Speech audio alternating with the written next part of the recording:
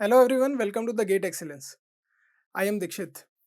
आज अपन need of modulation नाम की एक टॉपिक है जो कि उसमें से कुछ क्वेश्चंस बनते हैं। थ्योरेटिकल भी अगर आप पढ़ेंगे अपने कोर्स मटेरियल में तो एक क्वेश्चन बन जाता है कई बार यूनिवर्सिटी एग्जाम्स में।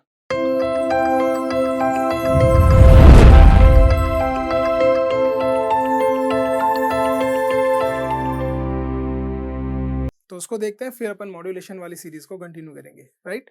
हाँ, अब आज का टॉपिक है नीड ऑफ मॉड्यूलेशन। मॉड्यूलेशन की जरूरत इन पॉइंट्स के को ध्यान में रखते हुए अपन पढ़ रहे हैं। सबसे पहला है height of antenna. Height of antenna का मतलब ये हुआ कि आपके पास एंटीना की एक हाइट होती है। एंटीना मतलब जो ट्रांसमिशन और रिसेप्शन दोनों के लिए काम आता है, उसकी हाइट के कुछ पैरामीटर्स होते हैं कि उसकी हाइट कितनी होनी चाहिए। वो डिसीजन आपके सिग्नल के हिसाब से होता है। अगर सिग्नल कम वेवलेंथ का है या ज़्यादा वेवलेंथ का है तो उस हिसाब से एंटीना की हाइट डिसाइड होती है।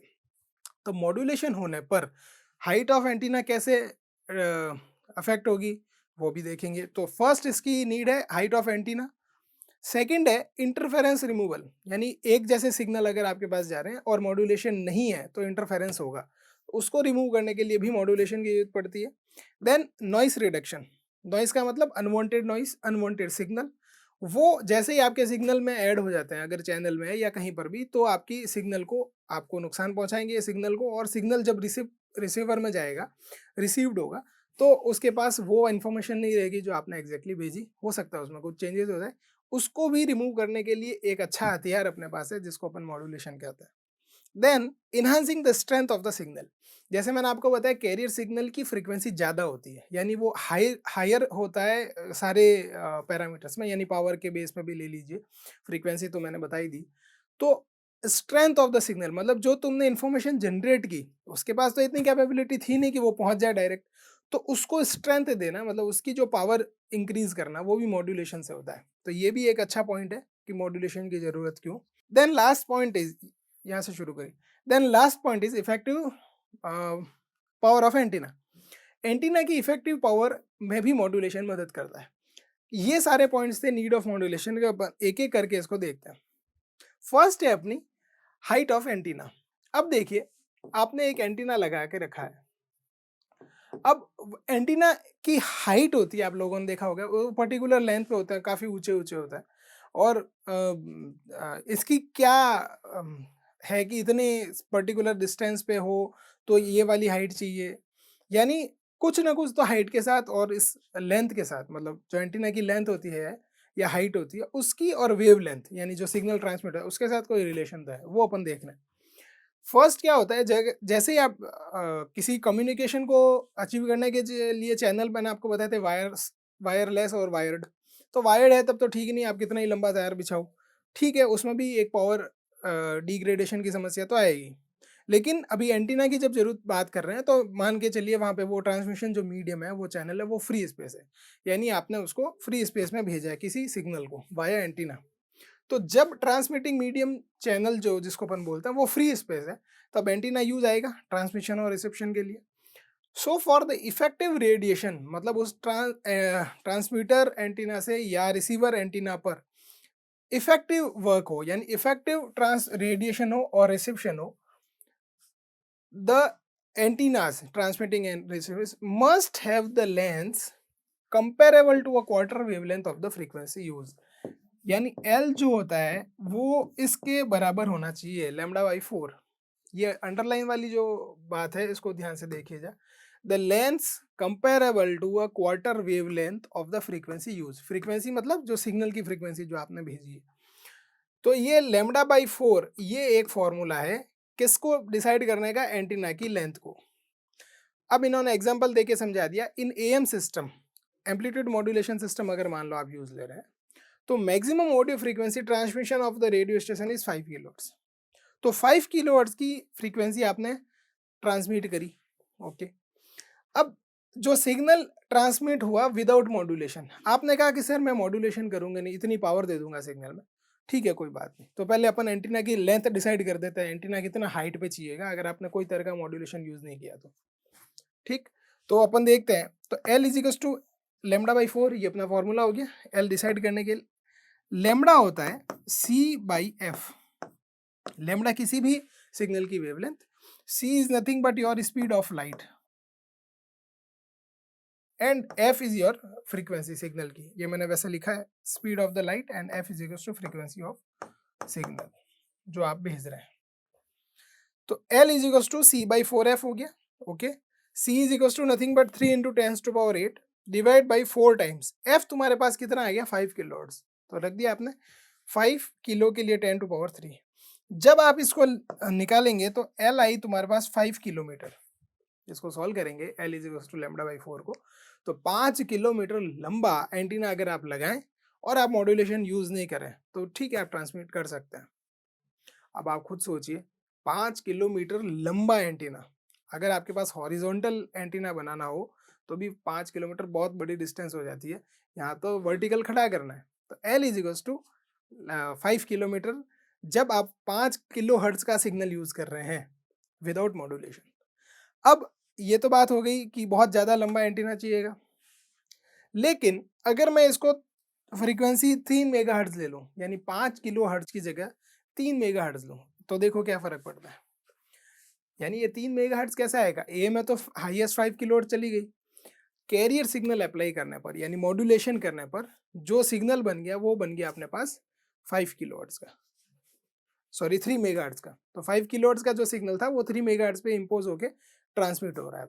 तो 3 मेगाहर्ट्ज पे क्या हो जाएगा, L is equal to λ/4, lambda वही c/f इंटू 4, अब ये 3 × 10⁸ अपॉन 4 टाइम्स f तुम्हारे पास कितना है 3 मेगाहर्ट्ज, तो 3 × 10⁻6, ये 3 से 3 कैंसल आउट हो गया 1/4, दैट इज सिंपली 0.25 × 10⁻2, क्योंकि ये 8 और 6 कट जाएगा तो दैट इज सिंपली 25 मीटर।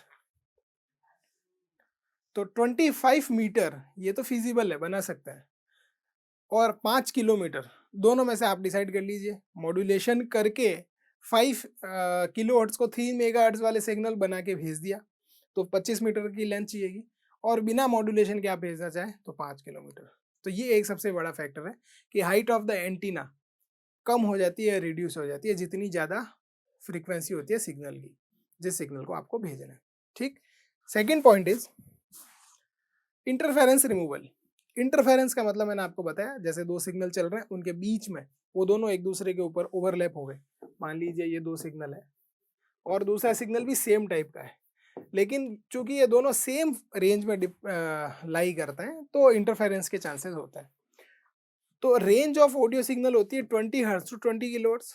अब बहुत सारे रेडियो स्टेशन होंगे ऐसे, सारे के सारे अपने सेटअप करेंगे, सेंड करेंगे, तो उन सारी ट्रांसमिशन सिग्नल जो भी हो रहे हैं विदाउट मॉड्यूलेशन अगर आप करेंगे तो वो signal gate mixed and call the interference.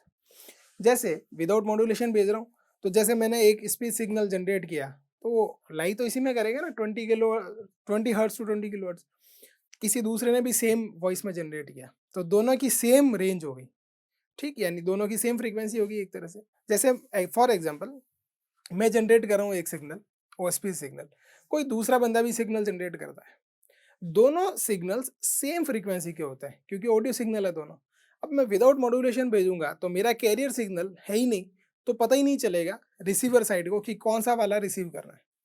फिर भी अगर आप मॉड्यूलेशन यूज करते हैं तो दोनों ऑडियो सिग्नल्स की अलग अलग आपके पास कैरियर सिग्नल या टोटल सिग्नल अलग हो जाएगा, फ्रीक्वेंसी अलग हो जाएगी। वो अलग होने पर रिसीवर साइड में आराम से ट्यून्ड सर्किट्स की मदद से आप लोग इसे अलग अलग कर सकते हैं। तो ये एक सिंपल तरीका हुआ इंटरफेरेंस रिमूवल करने का। If different audio signals are to be transmitted from a single antenna, हाँ अब ये हुआ कि ये तो बात हो ही गई कि दोनों उसमें से ट्रांसमिट कर रहे हैं, दो लोग हैं और दोनों की ऑडियो फ्रीक्वेंसी सेम हो जाएगी अगर ऑडियो सिग्नल भेज रहे हैं तो। अब अपने पास एंटीना एक ही है लेकिन मुझे डिफरेंट सिग्नल भेजने हैं। जैसे मान लो मैं अपनी आवाज़ ट्रांसमिट कर चुका, फिर कोई दूसरा आएगा उसको भी ट्रांसमिट करनी है, तो से अगर आपके पास एक ही सिग्नल है और आपके पास मॉड्यूलेशन नहीं है और एंटीना भी एक ही है, यानी सिग्नल आपके पास बहुत सारे हो गए, एंटीना ट्रांसमिशन के लिए एक ही है, तो उस केस में भी आपको मॉड्यूलेशन के बिना आप सक्सेस नहीं पा पाएंगे, तो मॉड्यूलेशन आपको ज़रूरी हो जाएगी। तो अगर डिफरेंट ऑडियो सिग्नल्स भेजने हैं किसी सिंगल एंटीना से, then it is not possible without modulation, जिसको अपन फ्रीक्वेंसी मल्टीप्लेक्सिंग भी बोलते हैं। यानी फ्रीक्वेंसी मल्टीप्लेक्सिंग में ये होता है एंटीना एक ही है, आपके पास एक ही फ्रीक्वेंसी, क्योंकि एक ही बोला ना, और डिफरेंट ऑडियो सिग्नल्स हैं तो एक ही उसमें लाई करता है। तो इस वाले पॉइंट में क्या था, इंटरफेरेंस था। आपके पास भले ही एंटीना अलग हो, लेकिन आप अगर एक ही टाइप का सिग्नल भेज रहे हैं यानी ऑडियो सिग्नल्स, तो उनकी रेंज तो 20 हर्ट्ज से 20 किलोहर्ट्ज के बीच में होगी।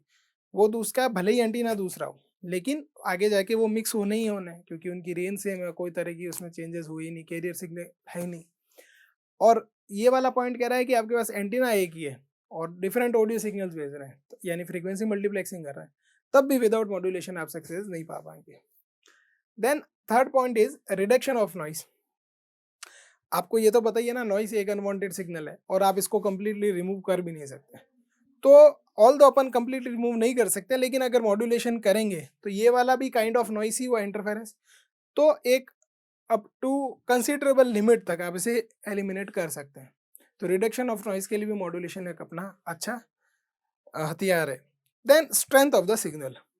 स्ट्रेंथ ऑफ द सिग्नल का मतलब सिग्नल को पावर देना, तो मॉड्यूलेशन से ही ये सिग्नल में स्ट्रेंथ आती है। तो ये भी एक आपके पास पॉइंट हो जाएगा नीड ऑफ मॉड्यूलेशन का। Then last point is effective power, जो मैंने आपको पहले बताया था। पावर रेडिएटेड बाय एंटीना जो होता है that is L by lambda का होल स्क्वायर। तो जितनी पावर एंटीना रेडिएट करता है वो डायरेक्टली प्रोपोर्शनल होती है length of the antenna upon lambda का whole square. Lambda is equal to nothing but C/F। तो ये power of antenna is proportional to L upon lambda. इसको मैं C/F लिखूंगा तो ये ऊपर चली जाएगी F और इसका स्क्वायर। तो this relation clearly shows that when signals having a low frequency, यानी ये F कम होगा, एंड हाई वेवलेंथ, और ये वेवलेंथ हाई होगी, या इसको ऐसा समझ लो वेवलेंथ हाई है तो फ्रीक्वेंसी लो होगी। अगर ये डायरेक्टली ट्रांसमिट होती है, the power radiated by the antenna is very low. आप इसको यहीं से समझ लो, ये पावर है, पावर ऑफ एंटीना, ये फ्रीक्वेंसी से डायरेक्टली प्रोपोर्शनल हो गई। तो फ्रीक्वेंसी अगर कम हुई, हैविंग द लो फ्रीक्वेंसी, तो पावर इज वेरी लो और इससे सिग्नल अपनी लॉन्ग डिस्टेंस की ट्रेवल नहीं कर पाएगा। सिमिलरली अगर मैं इसकी फ्रीक्वेंसी बढ़ा दूं, यानी by the means of modulation, तो फ्रीक्वेंसी बढ़ते ही पावर बढ़ जाएगी एंटीना की। So to transmit the such signals over a long distance we superimpose these low frequency signals to the high frequency carrier signals and short wavelength, क्योंकि wavelength short हो जाएगी, lambda is equal to C/F। Lambda मतलब wavelength, lambda is equal to C/F। Lambda मतलब wavelength, ये जितनी कम होगी frequency उतनी बढ़ेगी, या उल्टा जितनी फ्रीक्वेंसी कम होगी उतना ये वेवलेंथ बढ़ जाएगी। तो अपने को वेवलेंथ शॉर्ट रखनी है, इसका मतलब फ्रीक्वेंसी को बढ़ाना है। शॉर्ट वेवलेंथ के लिए क्या करेंगे, the power radiated by the antenna of the same length will be very large. किसके लिए, जब आप मॉड्यूलेशन करेंगे लो फ्रीक्वेंसी सिग्नल्स के लिए। तो ये नीड ऑफ मॉड्यूलेशन के कुछ पॉइंट थे, आपको थ्योरेटिकल भी मदद करेंगे और एग्जाम में गेट के में भी अगर आपको कुछ सवाल पूछते हैं इसमें से, तो जैसे लेंथ ऑफ एंटीना किस तरह से डिसाइड होती है, कई बार नॉर्मल इंटरव्यूज में भी पूछ लेते हैं, तो आपके लिए मदद करेगा। Thank you everyone.